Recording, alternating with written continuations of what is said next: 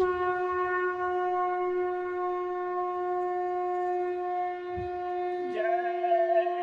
गुरुदेव। जय गुरुदेव।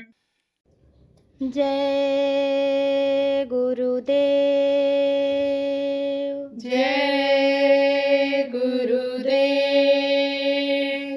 विनय मेरी सतगुरु ये सुन लीजिएगा। विनय मेरी सतगुरु ये सुन लीजिएगा। अरज पूरी करना या मत कीजिएगा। अरज पूरी करना या मत कीजिएगा।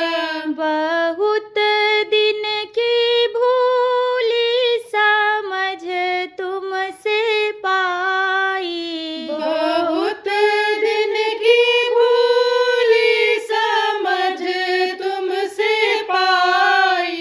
समझ दे के सन्मुख हमें कीजिएगा। समझ दे के सन्मुख हमें कीजिएगा। विनय मेरी सतगुरु ये सुन लीजिएगा। विनय मेरी सतगुरु ये सुन लीजिएगा। लगाई है जो आग तुमने है मुझ में। लगाई है जो आग तुमने है मुझ में। उसी में जलूं शांत मत कीजिएगा। उसी में जलूं शांत मत कीजिएगा। विनय मेरी सतगुरु ये सुन लीजिएगा। विनय मेरी सतगुरु ये सुन लीजिएगा। ये उलझन हमारी स्वयं की खरीदी। ये उलझन हमारी स्वयं की खरीदी। इसे अपने ऊपर नहीं लीजिएगा। इसे अपने ऊपर नहीं लीजिएगा। विनय मेरी सतगुरु ये सुन लीजिएगा। विनय मेरी सतगुरु ये सुन लीजिएगा। तुम्हारे विरह की घड़ी एक पल की। तुम्हारे विरह की घड़ी एक पल की। दर्द लेके घुलने हमें दीजिएगा। दर्द लेके घुलने हमें दीजिएगा। विनय मेरी सतगुरु ये सुन लीजिएगा। विनय मेरी सतगुरु ये सुन लीजिएगा।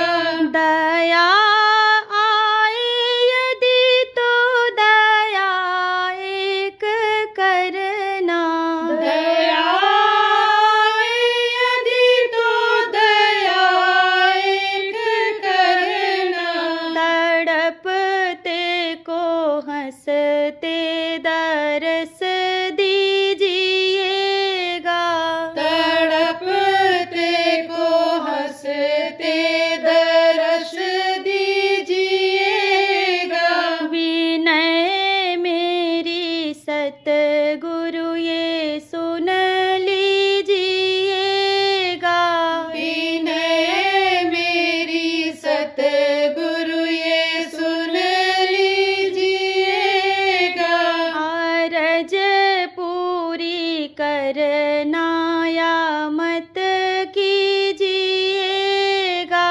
अरज पूरी करना या मत कीजिएगा। विनय मेरी सतगुरु ये सुन लीजिएगा। विनय मेरी सतगुरु ये सुन लीजिएगा। जय गुरुदेव। जय गुरुदेव।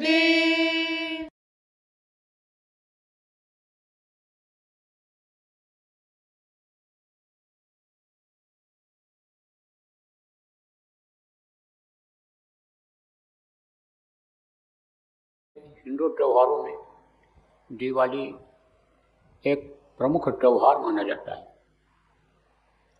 अब इसका इतिहास है, जितने भी त्यौहार होते हैं इसका इतिहास होता है और इतिहास के आधार पर ही त्योहारों का नाम पड़ता है और त्यौहार मनाए जाते हैं। इतिहास किसको कहते हैं? बीते हुए समय में जो घटनाएं होती हैं उनको लिख दिया जाता है उसी समय। तो लिखा हुआ रहता है तो आगे आने वाली जो पीढ़ी होती है उसको पढ़ती है, पीछे की जानकारी होती है। तो पीछे की जो बातें हैं, घटी हुई घटनाएं हैं, उनको इतिहास कहा जाता है। ऐसे ही दीपावली मनाई गई थी कब? जब राम भगवान त्रेता में थे, रावण का अंत हुआ था, उस पर विजय प्राप्त करके जब वापस अयोध्या आए थे। तो ऐसी कथाएं तो ये जगह जगह पर लोग बताते हैं। लोगों को जानकारी है कि रावण दुष्ट था, राक्षस था, मनुष्य जैसा व्यवहार नहीं करता था, उसके अंदर हैवानियत थी, मनुष्यता नहीं थी, इसलिए राम ने उसको मारा था। लोगों को परेशान करता था। उसके जो लोग थे, प्रजा जो थी, ऋषियों मुनियों को, महात्माओं को रहने नहीं देना चाहती थी। यज्ञ कुंडों में ऋषियों के मांस के टुकड़ों को काट काट करके डाल दिया करते थे राक्षस। तो ऐसे समय पर राम आए थे लोगों को सुख शांति दिलाने के लिए, धर्म की स्थापना के लिए, दुराचारी के संहार के लिए। तो उन्होंने क्या किया? राजगद्दी पर ठोकर मारा और गए बंदर भालुओं की सेना तैयार की और बंदर भालुओं के द्वारा रावण के ऊपर चढ़ाई किया और रावण का विनाश किया। तो इस तरह की घटनाएं तो लोग जानते हैं। लेकिन लक्ष्मी और गणेश की पूजा भी होती है। तो ये जो पढ़े लिखे लोग हैं, पुराणों को पढ़ते हैं, जानकार हैं, इतिहास को पढ़ते हैं, वो इसको बताते हैं लोगों को, इसकी जानकारी कराते हैं। तो ये पौराणिक कथाओं में क्या आता है कि दुर्वासा ऋषि इंद्र जो देवताओं के राजा हैं, उनको उन्होंने सुगंधित पुष्प की माला भेंट किया था, यानी खुशबूदार फूलों की माला भेंट किया। जैसे लोग फूल देते हैं, फूल माला देते हैं, कोई आता है या किसी के यहाँ जाते हैं, गुलदस्ता देते हैं फूलों का, ऐसे ही उन्होंने उनको दिया। तो उन्होंने इनका अपमान कर दिया। देखो कितना भी कुछ हो, लेकिन अगर कोई देता है, अगर कोई कुछ देता है तो उसको ले लेना चाहिए, सम्मान के साथ ले लेना चाहिए, उसका श्रद्धा और भाव को देखना चाहिए। ये दे रहा है तो ले लें, हमारे पास बहुत है, कोई बात नहीं है। लेकिन उन्होंने नहीं लिया, अनादर किया। कभी कभी ऐसा होता भी है, या गुण ऐसे आ जाते हैं, ऐसी बातें आ जाती हैं, अरे क्या करेंगे, बहुत पढ़ा है, बहुत रहता है। लेकिन श्रद्धा के भाव से जब कोई देता है तब उसको आदमी ले लेता है, लोग ले लेते हैं। तो उन्होंने कहा, अरे हमारे यहाँ सुगंधी की कमी है, ऐसे पुष्पमालाओं की कमी है, और देखो ये तो पुष्पमय, ये तो खुशबूमय ही संसार है हमारा लोक तो खुशबूमय है। तो इनको उसके लिए ग्लानि हो गई, तकलीफ हो गई, दुख हो गया। और दुख ही नहीं, क्रोध आ गया। क्रोध बहुत जल्दी आता था। किसको आता था? उसको आता था जो मेहनत करके कोई चीज़ अर्जित कर लेता था। तो ये लोग मेहनत करते थे। कौन मेहनत करता था? ऋषि मुनि, ये सब तपस्या करते थे बहुत दिन तक। तो समझो कि दुर्वासा ऋषि अन्न खाए ही नहीं। क्या खा करके पेट भर लेते थे? दूब खा करके पेट भर लेते थे। एक बार गोपिकाएँ दुर्वासा ऋषि को भोजन बना करके देने के लिए गईं, तो यमुना नदी पार करके जाती थी। उस समय यमुना में पानी कम रहता था, लेकिन बारिश का महीना आ गया, पानी बढ़ गया। तब गोपिकाओं ने कहा महाराज पानी बढ़ रहा है, अब मैं कैसे आऊँगी भोजन देने के लिए आपको? तब उन्होंने कहा जाकर कहना यमुना मैया, दुर्वासा ऋषि अगर अन्य दूब ही खाते हो तो मुझको रास्ता दे दो, तो रास्ता मिल जाएगा तुमको। तब उस दिन तो कुछ नहीं बोली गोपिकाएँ, और आई और यमुना से बोली तो पानी बहुत कम हो गया। जैसे थोड़े से पानी में जाती थी ऐसे ही पानी वापस आ गई। जब फिर दूसरे दिन गई तो उनको शंका तो उसी समय हो गई थी जब वो बोले थे कि दूब ही खाते हूँ तो रास्ता दे दो। तब उन्होंने कहा मैं तो आपके लिए पकवान बना करके लाई, कोशिश किया कि 36 प्रकार का भोजन हो जाए और आप खाए तो उसको, लेकिन यह है कि मिला करके खाया आपने, तो ये कैसे कहा जा सकता है कि आप दूब ही खाए? ये आपने कैसे कहा? ये शंका बन गई। शंका का कृपया समाधान कर दीजिए। देखो, शंका जब हो जाए किसी को तब उसका समाधान कर लेना चाहिए। आजकल देखो घरों में झगड़ा झंझट बहुत कुछ शंका से ही हो जाता है। अब आप ये समझ लो कि गृहस्थी की गाड़ी कौन चलाता है? पति और पत्नी। लेकिन अगर शंका हो गई किसी बात पर पति को या पत्नी को, तो फिर वो गृहस्थी की गाड़ी लड़खड़ा जाती है, वो पटरी से उतर करके नीचे गिर जाती है। फिर तनिक बात में शंका होने लगती है और फिर टेंशन पैदा हो जाता है। फिर दहेज के मुकदमे और समझो आपके तलाक के मुकदमे और घर छोड़ करके भगना, ये सब शुरू हो जाता है। शंका नहीं करनी चाहिए। शंका नाश करता है, विनाश करता है शंका। तो शंका हो गई थी। कहा महाराज आपने भोजन खाया, कल भी खाया और आज भी खाया, और फिर आज यही कह रहे हो कि जो यही कहना खाए दूब ही खाते रहे हो, खाए हो तो हमको रास्ता दे दो। ये हमारे समझ में नहीं आया। तब उन्होंने कहा देख बच्ची, मैं तेरा भोजन तेरे प्रेम में खा लिया, लेकिन उसमें भी हमको दूब का ही स्वाद मिला, क्योंकि मैं उसको दूब ही समझ करके खाया है। मैं स्वाद के लिए नहीं खाया, पेट भरने के लिए खाया। क्योंकि कोई भी साधना पूजा करनी हो, कुछ भी करना हो, तो शरीर से ही करना होता है और शरीर को चलाना जरूरी होता है। इसलिए पेट में जब कुछ पड़ता है तभी अन्य अंग काम करते हैं। तो मैं तो तब भी दूब ही खाया। तो दुर्वासा बड़े जिद्दी थे और गुस्सैल थे, तो उन्होंने इंद्र को श्राप दे दिया। क्यों श्राप दे दिया? उनके अहंकार की वजह से। अहंकार किस बात का आता है? अहंकार आता है धन का, अहंकार आता है बल का, ताकत का, अहंकार आता है पद पोस्ट का, जगह का। तो इंद्र के पास तीनों था। देवताओं की शक्ति थी। इंद्र देवताओं के राजा कहे जाते हैं और वहाँ धन की भी कोई कमी नहीं थी। बहुत बड़ा भंडार था और समझो पोस्ट पर थे अपने, यानी समझो राजा थे इंद्र। तो उनको इस बात का, इंद्र को अहंकार था। अगर दीनता होती तब तो ले लेते हाथ फैला करके, लेकिन अहंकार बस उन्होंने तिरस्कृत किया था। इसलिए इन्होंने कह दिया दुर्वासा ने कि जो तुम्हारा लोग धन्य धान्य से पूर्ण है वो वैभव अब खत्म हो जाएगा, कुछ नहीं रह जाएगा। तो अब आप ये समझ लो कि पता लग जाता है, उसके कपड़े लत्ते से ही पता चल जाता है कि कैसा आदमी है। उसके घर के देखने से ही पता चल जाता है कि पैसे वाला है। कोई मकान फ्लैट भले ना अपना खरीदे, किराए का ही अगर खरीदेगा, किराए का ही लेगा, तो उसका किराया भी ज़्यादा रहेगा जो अच्छा मकान है। तो उसी से उसके स्तर का, स्टेटस का पता चल जाता है।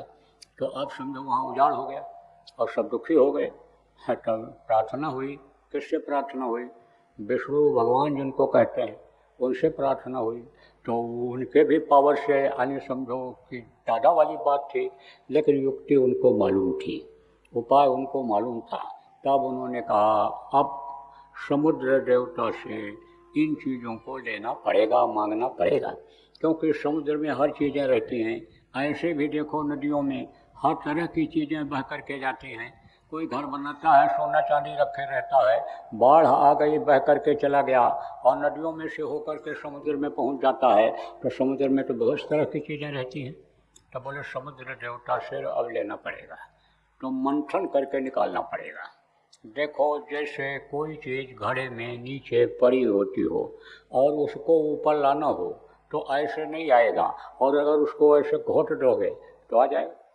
दही में कहाँ मक्खन छिपा रहता है, आपको नहीं पता कहाँ रहता है।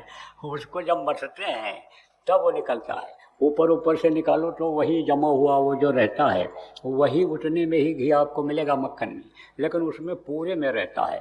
तब उसको मसते हैं, बिलोते हैं और उसके बाद मक्खन निकलता है। तो इसी तरह से बोले भाई समुद्र का मंथन करो, तो समुद्र का मंथन करोगे तो निकलेगा, मिलेगा इसमें से। तो समुद्र का मंथन किया कैसे जाए, क्योंकि समुद्र की गहराई बहुत होती है। तो पहाड़ देखा गया, उसमें बहुत ऊंचा पहाड़ था, तो उससे कहा गया इससे मंथन किया जाए। अब वो रस्सी कहाँ से मिलेगी खींच करके ऐसा मंथन करने वाली, तो समझो फिर वहाँ से पाताल लोक में एक जो है सांपों का लोक है, जहाँ शेषनाग यानी समझो कि राजा हैं, तो वो सांप को लाए उसमें लपेट करके और समुद्र को मंथन किए। तो 14 रत्न उसमें से निकला था। शिलपट रंबा बारुण आम्य बद्र गजराज कल्पद्रुम सरचैन मंथन विश्वबार, ये 14 रत्न निकले थे। तो उसी में से लक्ष्मी भी निकली थी। तो लक्ष्मी आप ये समझो क्या हैं, लक्ष्मी यानी समझो एक तरह से बरकत हैं। लक्ष्मी का नाम तो अब इस समय पर लोगों ने रख दिया रुपया पैसा का, लेकिन लक्ष्मी एक समझो बरकत है। अब देखो कोई भी काम करना होता है, जैसे हमको आपको काम करना होता है तो हम आप टीम बनाते हैं, उसमें और आदमी जोड़ते हैं, और जब सब लोग मिल कर के करने लगते हैं तब उसमें ज़्यादा कामयाबी मिल जाती है। तो इनको और ज़रूरत पड़ी, किसकी ज़रूरत पड़ी, लोगों की ज़रूरत पड़ी। तो खोजा कि कौन इस काम में मदद कर सकता है कि इनके घर में रुपया पैसा होवे, मेहनत अगर हो या मेहनत करके लावें तो उसमें रुकावट रहे। जैसे कोई स्टोर है, स्टोर सामान लाए रख दिया और ऐसे आदमी को बैठा दिया भंडारे में कि तुम पत्तल दो ना, देखो सामान कोई लेने आवे तो उसको दे दो, और साखर्च जिसको कहते हैं, बैठ गया। तो कोई पत्तल मांगने आया, बाबा एक पत्तल दे दो, अरे ले जाओ, उठाया हाथ में 2 3 4 है जो भी ले जाओ, अरे बाबा ज़्यादा, अरे ले जाओ, अब ले जाओ कोई बात नहीं, कम नहीं है कोई। तो वो तो समझ लो कि नाश कर देगा, ख़त्म कर देगा जल्दी। और अगर आओ पूछो पत्तल दे दो, क्या करोगे बाबा, अरे रोटी खाएंगे, अच्छा ये ले जाओ। और किस काम के लिए, कुछ दूसरे काम के लिए मांगा, अरे भैया कोई अखबार पेपर ले ले, क्या ज़रूरत है, तो रोटी खाने के लिए है, चावल खाने के लिए है। तो ऐसे कौन है देवता, वो तो कुबेर, समझा। ऐसे कौन देवता है, ये हैं गणेश। गणेश जी जिनको कहते हैं, गजानन इनका नाम था पहले। तो इनका सिर कट गया तो यानी हाथी का सिर लगा दिया, तो इनको लोग गजानन कहने लगे, कोई गणेश कहने लग गया। तो वो हैं। तो ये किसके बेटा हैं, ये शिव और पार्वती के बेटा हैं। लेकिन उन्होंने, लक्ष्मी ने इनको ले लिया गोद, दत्तक पुत्र जिसको कहते हैं, तो इनको दे दिया ये काम। तो कहते हैं ना गणेश, कुबेर, रिद्धि सिद्धि और लक्ष्मी, ये रहे, लक्ष्मी आवें और कुबेर जी वहाँ रहें तो कुबेर ख़त्म नहीं होने देते हैं, और रिद्धि सिद्धि भी भरा भंडार रखती हैं। तो इनका सबका पूजा आज होता है। गद्दियों पर लोग लिखते हैं अपने, यहाँ बनाए रहते हैं, व्यापार करते हैं व्यापारी लोग, श्री गणेशाय नमः। लक्ष्मी जी सदा सहाय करें, लक्ष्मी जी यानी समझो कि सहाय करें, दें, लक्ष्मी दें, बरकत दिलावें, और ये रोक करके रखें उसको।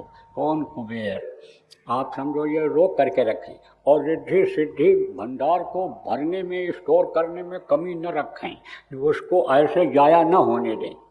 अब इन लोगों का स्थान है, ये अब भी दिखाई पड़ जाते हैं। अष्टांग योग, हठ योग, जो योग बताया गया, प्राणायाम बताया गया है जो खींचने का, यानी नीचे से ये जो कुंडलियों का भेदन बताया गया, इसमें इनकी परछाई दिख जाती है। तो ये जो गुदा चक्र है, ये पाखाने का मुकाम है मनुष्य शरीर में। गोदा चक्र पर इनका सबका वास है। किसका वास है? गणेश जी का वास है।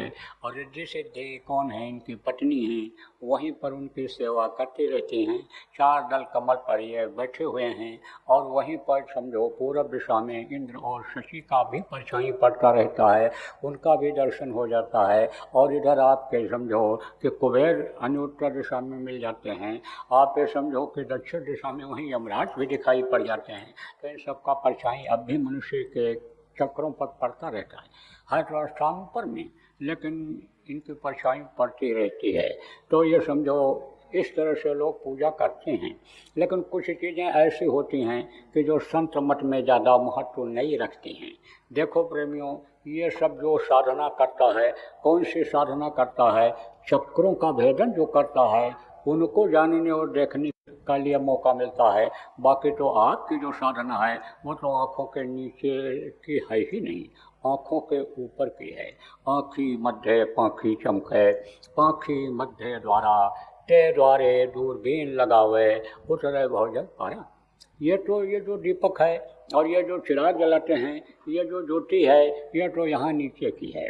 अरे उधर तो अग्र ज्योति, उधर तो झिलमिल ज्योति, उधर तो समझो कि शिखा ज्योति, उस तरफ तो ये ज्योतियाँ हैं। तो उधर उन ज्योति को जो देख लेता है कि संतों के घर रोज दिवाली, जो वहाँ हमेशा दीपक जलते रहते, दीपक ही नहीं जलते रहते हैं, बहुत तरह के रंग बिरंगे यानी प्रकाश होते रहते हैं, तो समझो कि उसको इसकी कोई ज़रूरत नहीं रह जाती है।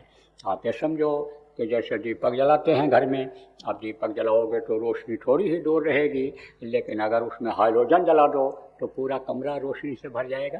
तो वो जो आँखों के ऊपर के लोग हैं वो तो प्रकाशमय ही हैं, वहाँ तो रोशनी की कोई ज़रूरत ही नहीं है। आप ये समझो नहीं कछु चाहिए दिया घृत बाटी, दिया और घृत बाटी की कोई ज़रूरत ही नहीं है। परम प्रकाश रूप दिन राति, दिन और रात यानी समझो कि प्रकाश ही प्रकाश रहता है। अब आप ये समझो कि इस समय पर रोशनी है और अभी अंधेरा हो जाएगा, रात आ जाएगी तो रोशनी ये ख़त्म हो जाएगी। लेकिन जहाँ रोशनी ही रोशनी रहती हो, वहाँ रात का तो नामो निशान ही नहीं है। ये कोई अपने मन की बात कह रहा हूँ, ये तो महात्माओं ने देखा तो लिख करके गए कि बिना भूमि एक महल बना है, तामी ज्योति अपारी रे, अंधा देख देख सुख पावे, बात पतावे सारी रे, अचरज देखा भारी साधो, अचरज देखा भारी रे। बिना बजाए निश दिन बाजे, घंटा शंख नगारी रे, बहिरा सुन सुन मस्त होता है, तन की सुध विसारी रे। तो ये बातें गलत थोड़ा हो सकती हैं। ये किताबें, ये धार्मिक ग्रंथ गलत नहीं हो सकते हैं। स्पेलिंग गलत हो जाए, अपने मन से उसमें कोई अन्य लिख दे, उसका टीका टिप्पणी कर दे तो अर्थ भले गलत कर दे, लेकिन जो उस समय की किताबें हैं पुरानी और वो लिखा, उन्होंने लिखा अपने हाथ से या वो मुँह से जो बोले उनके प्रेमियों ने लिख दिया, वो कभी भी गलत नहीं हो सकती है। कहने का मतलब प्रेमियों यह है कि ये जो आपको बताया गया, ये जो सुमिरन ध्यान भजन का तरीका बताया गया, ये जो ध्यान लगाने के लिए आपको बताया गया, अगर आप ध्यान लगाने लग जाओ और आप बैठने लग जाओ नियमित रूप से, तो आपको ये सारी ज्योतें वहाँ दिखेंगी। ये रिद्धि सिद्धि कामधेनु कल्प वृक्ष, ये जितने भी हैं, लक्ष्मी लक्ष्मी ये जितने भी हैं, लक्ष्मी जी हैं, ये विष्णु जी हैं, गणेश जी हैं, ये जितने भी देवता, जितने भी भगवान हैं, ये जब देखेंगे कि हमारी आत्मा तो अभी यही है और इनकी आत्मा और ऊपर चली गई, ये तो उस प्रभु के तरफ बढ़ते चले जा रहे हैं, इनके अंदर तो वहाँ की पावर आ रही है, तब अपने आप ये हर चीज़ की पूर्ति करते चले जाएंगे। या अरुमा गरिमा महिमा लगमा, ये जो सिद्धियाँ हैं या अपने आप आने, समझो कि अनिश्चितावे बरियाई जिसके लिए कहा गया, ये अपने आप आने लगती हैं। और स्वामी जी ने कहा ना, जब सरिता सागर मह जाएँ, यद्यपि ताहि कामना नहीं, तिम सुख संपत्ति भी नहीं बुलाए, धर्मशील पह जाए सुभाए। धार्मिक लोगों के पास अपने आप आने लगती हैं, अपने आप आती है। कैसे? कि जैसे समुद्र को इच्छा नहीं रहती है कि नदी आकर के हमें मिले, लेकिन नदी अपने आप जाकर के मिल जाती है। ऐसे ही जो इच्छा की नी मन माही, हर प्रताप कर दुर्लभ नहीं। देखो सती सावित्री को इच्छा ही कर्म किया उन्होंने और पति के प्राण को वापस ले लिया। सती अनसुईया ने ब्रह्मा विष्णु महेश को छोटा छोटा बच्चा बना दिया। क्यों? कैसे?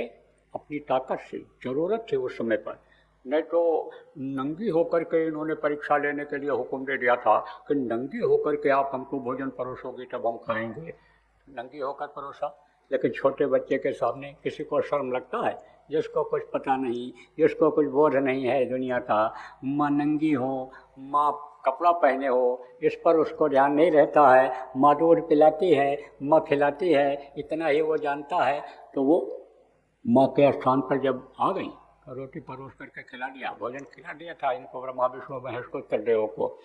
इच्छा ही किया हनुमान जी ने कि हम उड़ करके चले जाएं और वहाँ से संजीवनी जल्दी से लेकर के आ जाएं कि जिससे लक्ष्मण सुबह होने से पहले पहले रात में ही होश में आ जाएं, नहीं तो सूरज निकलने के बाद इनका प्राण फिर वापस लौट नहीं पाएगा, ये बेहोशी खत्म नहीं हो पाएगी, फिर ये हमेशा हमेशा के लिए इसी तरह सो जाएंगे। तो इच्छा ही किया, इच्छा किया तो शक्ति आ गई। कौन सी शक्ति आ गई? गरिमा शक्ति है, अरुमा शक्ति आ गई। अरुमा किसको कहते हैं? सबसे छोटा बना देती है वो शक्ति जब आती है तब। तो एकदम छोटे बन गए। आपसे कहा जाए उड़ो, उड़ पाओगे? लेकिन छोटा मच्छर रहता उड़ जाता है, मक्खी रहती उड़ जाती है। ऐसे ही पहाड़ से कहो उड़ो तो उड़ पाएगा, लेकिन ये ढोल है, ये उड़ जाती है। ऐसे ही छोटी चीज़ें उड़ती हैं, ऊपर उठती हैं, जाती हैं। तो ये आप समझो कि आ गई शक्ति, छोटा बन गए, उड़ करके चले गए। जब पहाड़ उठा करके लाने को हुआ तब सोचे भाई अब कैसे ये उठेगा, क्योंकि वो जड़ी, वो पौधा पहचान में नहीं आ रहा है, तो अब कैसे क्या करें? तो लोग पूरा पहाड़ ही उठा करके लेकर के चलें। तो पहाड़ उठाने के लिए उनको ताकतवर बनना चाहिए था। जब ताकतवर बन गए वो, तब समझो आपकी यानी उसको उठा पाए। तो वो फिर उस समय कौन सी शक्ति आई? गरिमा शक्ति आई। ये सब शक्तियाँ हैं। कहते हैं कि वशीकरण हो जाए, है इनकी आँखों में वशीकरण है। किसके आँखों में वशीकरण है? महात्माओं के आँखों में वशीकरण होता है। गुरु महाराज पहले जब प्रचार करते थे तो लोग कहें हमारे गुरु महाराज के पास चलो, दर्शन करो, सत्संग सुनो। नहीं बाबा, हम नहीं जाएंगे। क्यों नहीं जाओ? बाबा की आँखों में वशीकरण है, वह जिसको देखते हैं वही उसका हो जाता है। फिर तो वो उसके दिल में बैठ जाते हैं। यहीं बिहार में एक रीगा जगह है, वहाँ एक फैक्ट्री, शुगर फैक्ट्री है, वहीं पर गुरु महाराज का कार्यक्रम हो रहा था, बहुत पहले की बात है। तो वहाँ पर यानी समझो लोग बैठ के सुन रहे थे। थोड़ी ऐसा रोड के किनारे दुकान थी, चाय की दुकानें थी। तो एक आदमी अपना सत्संगी हम लोगों के साथ ही में था, गुरु महाराज के साथ में चलता था। तो गाड़ी में बैठे बैठे सेवा में उसमें जगह जाते थे तो घूमने चला जा रहा था। वो सुनता हुआ जा रहा था, लाउड स्पीकर लगा था, और समझो उधर चला गया। तो वहीं पर यानी समझो कि बैठे थे लोग, वो भी वहीं बैठ गया, सुनने लगा। तब तक उधर से घुटने के नीचे तक, यहाँ तक कुर्ता धोती और वो सब टोपी वोपी लगाए हुए नेताजी लोग आ गए। पूछा दुकान वाले से, ये क्या हो रहा है? बोले ये प्रवचन हो रहा है। किसका हो रहा है? बाबा आए हैं, एक बाबा जय गुरुदेव के नाम से। अच्छा, उनका हो रहा है। वो भी बैठ गया। तो वो उठा, दो एक बात बताया। क्या बाबा क्या बताते हैं? तो सत्संग के दो एक बात बताया उनको। कहा चलो साहब वहाँ बैठ कर सुन लो। वहाँ नहीं जाएंगे, बाबा के पास जाएंगे तो हमारी मछली छोड़ा देंगे। बाबा के पास हम जाएंगे तो हम बाबा के हो जाएंगे, उनकी आंखों में मोहिनी है, हमको नहीं जाना है उनके पास। अब वो आदमी तो चला आया। फिर उसके बाद उस समय पर लोग ऐसे लाइन से बैठ जाते थे। तो गुरु महाराज सबके पास जाते थे और सबके सिर पर हाथ रखते, सबकी बात सुनते और फिर उसके बाद ऐसे दर्शन देकर चले आते थे। तो आदमी कम रहते थे, भीड़ कम रहती थी और गुरु महाराज का स्वास्थ्य भी उस समय ठीक था।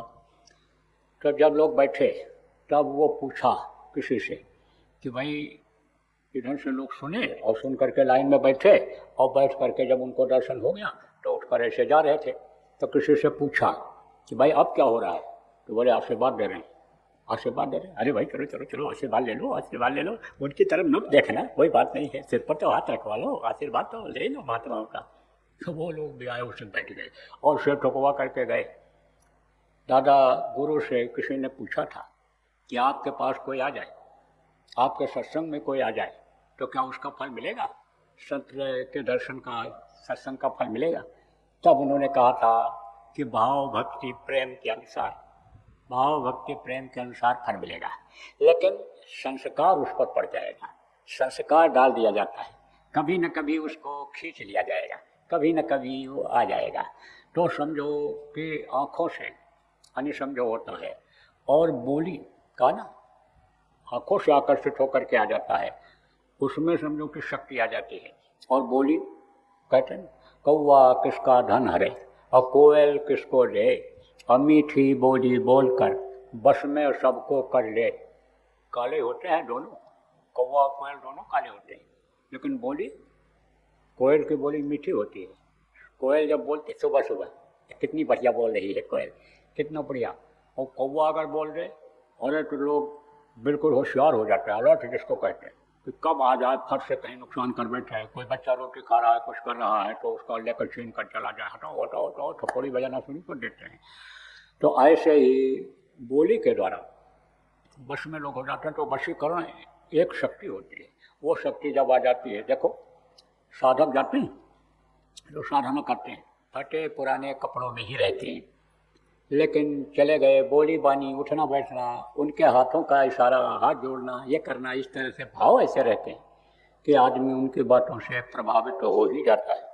और जो ये कहते हैं हम पद पर हैं, पोस्ट पर हैं, हम बहुत पढ़े लिखे हैं और हमको सब जानते हैं, और हमारी दोस्ती जिनसे हम बात कर रहे हैं उनसे बड़े बड़े अधिकारियों से है, नेताओं से है, उनकी बात वो नहीं सुनता है, उनको उठा देता है और साधक चला जाता है, उससे प्रभावित हो जाता है। तो ये सब शक्तियाँ आ जाती हैं, किसके पास आ जाती हैं कि जो एक को साधने में लग जाता है, एक साधे सब सधे, सब साधे सब जाए, जो प्रभु को प्राप्त करने में कि जिसके अधीन यह सब कुछ है उसको प्राप्त करने में जो लग जाता है, यानी आप ये समझो प्रेमियों की ये सारी शक्तियाँ आ जाती हैं।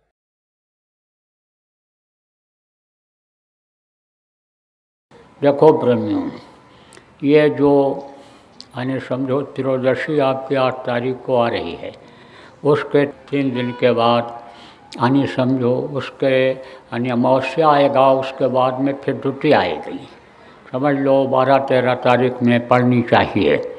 तो ये जो इस सप्ताह का यह समय है, यह आपके लिए प्रचार के लिए बहुत अच्छा समय है। यह मुहूर्त होता है, हर काम का मुहूर्त होता है, और मुहूर्त से जो काम होता है उसमें कामयाबी मिलती है। ये मुहूर्त और ये जितनी भी चीज़ें बनाई गई हैं, ये संतों के द्वारा, महात्माओं के द्वारा बनाई गई हैं, इसलिए मुहूर्त का असर होता है। देखो जो आप पुराने आदमी हो, इसमें गुरु महाराज के जो शिष्य हो, गुरु महाराज भी मुहूर्त से सब काम करते थे और एक समय बताते थे कि दिन में 1:10 पर यह कार्यक्रम शुरू होगा, और पूरे देश में उसी समय पर कार्यक्रम, कोई भी एक अभियान होता था तो उसको चालू किया जाता था। इसी तरह से ये पूरे देश विदेश के लोगों के लिए ये जो ये सप्ताह आ रहा है, ये हफ्ता आ रहा है, ये महत्वपूर्ण है। इसमें आप थोड़ा मेहनत करोगे तो ज़्यादा कामयाबी मिलेगी, थोड़ा मेहनत करोगे तो आपका ज़्यादा महत्व बढ़ेगा, आपकी कीमत ज़्यादा बढ़ेगी।